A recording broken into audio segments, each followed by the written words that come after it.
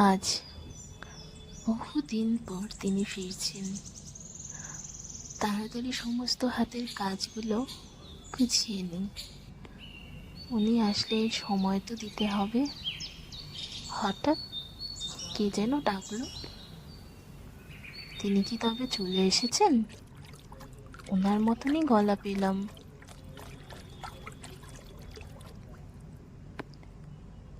কিন্তু কই, কেউ নেই তো।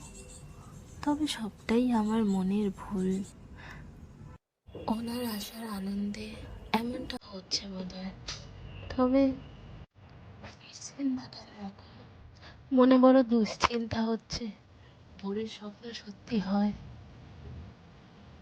তবে তবে কি ভোরের দুঃস্বপ্নটাই আমার সত্যি হলো?